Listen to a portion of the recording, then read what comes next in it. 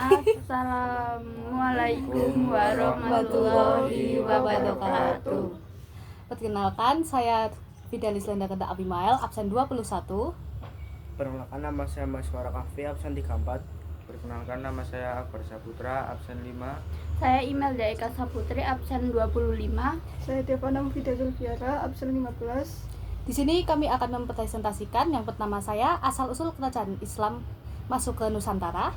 Saya menjelaskan tentang masuknya Islam ke kerajaan Ternate. Saya Imelda yang akan menjelaskan tentang warisan-warisan budaya yang ditinggalkan oleh kerajaan Ternate.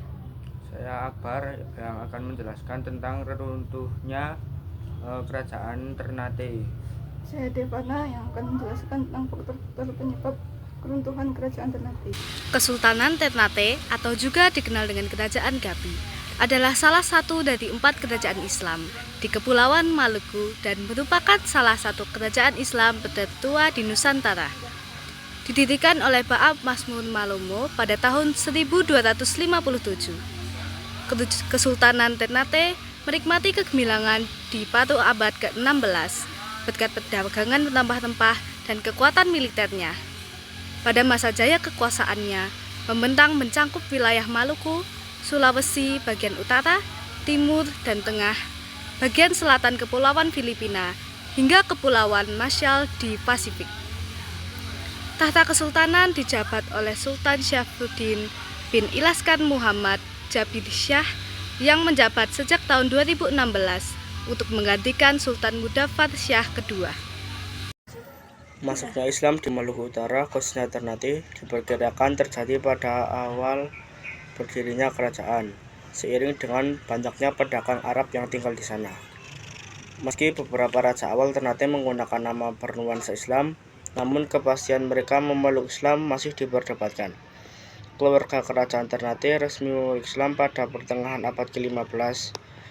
Raja Ternate ke-18, Kolano Marhum, adalah raja pertama yang diketahui memeluk Islam bersama seluruh kerabat dan pejabat istana. Langkah-langkahnya kemudian diikuti oleh kerajaan lain di Maluku secara keseluruhan, hampir tanpa perubahan. Ia juga mendirikan madrasah yang pertama di Ternate.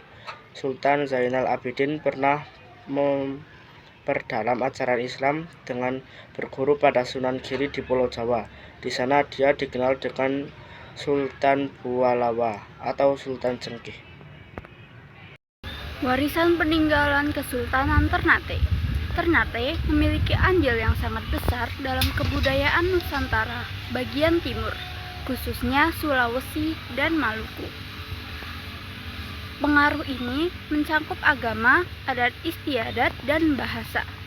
Yang pertama adalah Masjid Sultan Ternate, merupakan masjid yang berada di daerah perlintasan Sultan Khairun, Kecamatan Ternate Utara.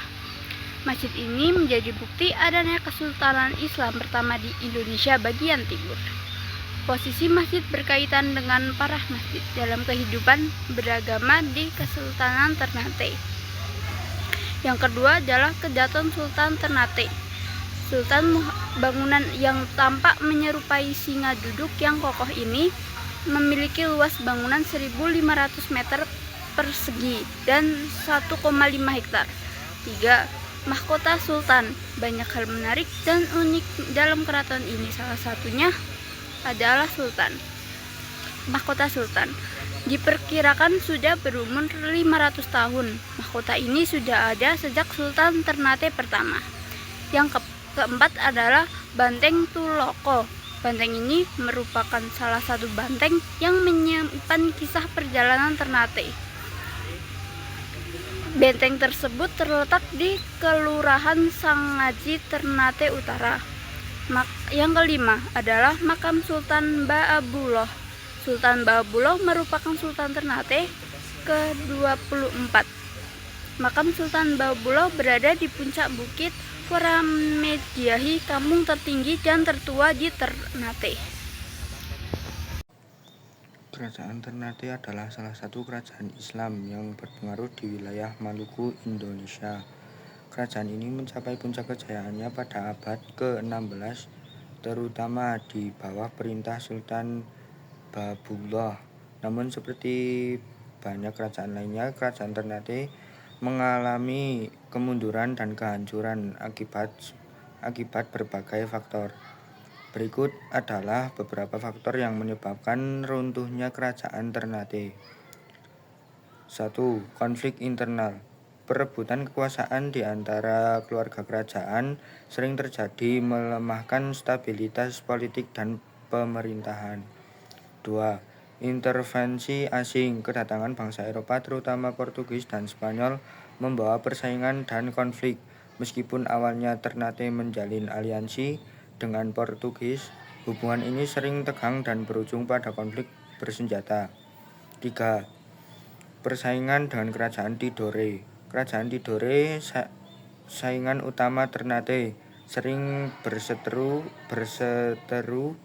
dengan Ternate. Pesaing ini melemahkan kedua kerajaan dan memudahkan intervensi asing. 4. Ekspansi kolonial. Belanda pada abad ke-17 mulai menguasai wilayah Maluku. Mereka menggunakan strategi politik dan militer untuk melemahkan kekuatan lokal, termasuk Ternate. 5. Penurunan ekonomi. Hilangnya monopoli atas perdagangan rempah-rempah, terutama cengkih, akibat intervensi asing dan persaingan dengan kerajaan lain menyebabkan penurunan ekonomi Ternate. Penyakit dan wabah. Seperti banyak wilayah lain, Ternate juga terkena dampak wabah penyakit yang dibawa oleh orang Eropa yang mengurangi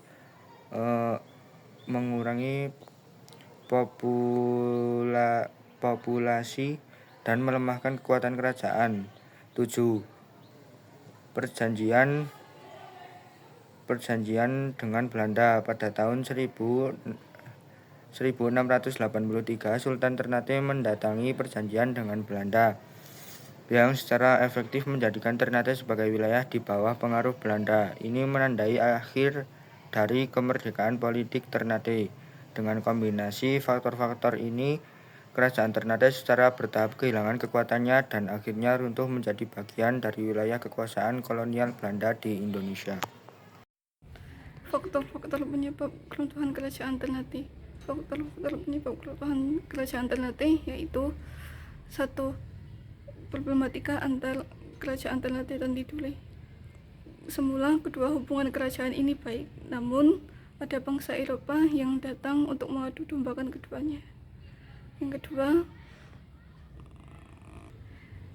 kedua, tidak ada penerus yang cakap.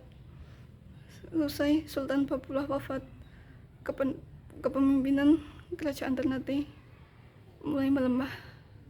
Yang ketiga, kependudukan bangsa Eropa. Bangsa Eropa pernah menduduki kawasan Ternate yang mengundang keruntuhan kerajaan ini. Sekian materi yang bisa kami sampaikan. Semoga materi ini bisa menjadi pembelajaran bagi kita semua dan yang menonton. Wassalamualaikum warahmatullahi wabarakatuh.